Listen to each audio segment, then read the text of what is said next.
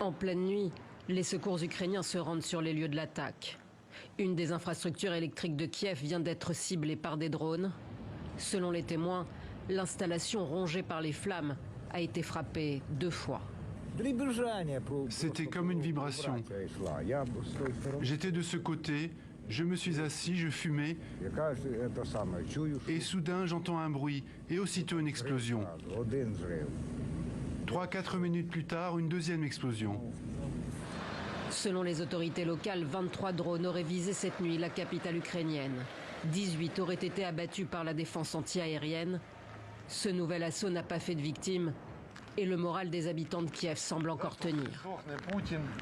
Poutine mourra et ils mourront tous. Nous leur survivrons. Allez viens, ce n'est rien. Nous réparerons tout et nous vivrons longtemps et bien. L'armée de l'air ukrainienne l'affirme, les engins utilisés dans l'attaque sont de fabrication iranienne.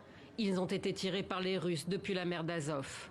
En réponse au revers militaire de ses troupes, Moscou plonge les Ukrainiens dans le froid et l'obscurité et diffuse ces images d'exercices militaires de troupes russes en Biélorussie, au nord de l'Ukraine.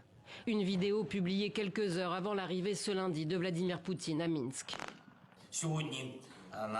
Aujourd'hui, jour de la Saint-Nicolas, selon la tradition orientale, des terroristes russes ont offert aux enfants ukrainiens de nouvelles frappes.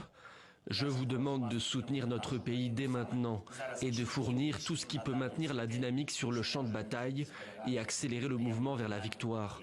Parce que notre victoire sera la victoire de chacun de vous. Kiev redoute une nouvelle offensive russe depuis le territoire biélorusse et réclame plus d'armes. Londres annonce la livraison d'une importante quantité de munitions destinées à l'artillerie ukrainienne. Le Royaume-Uni, allié de la première heure, s'engage même à égaler, voire dépasser le niveau de son aide militaire à l'Ukraine l'an prochain.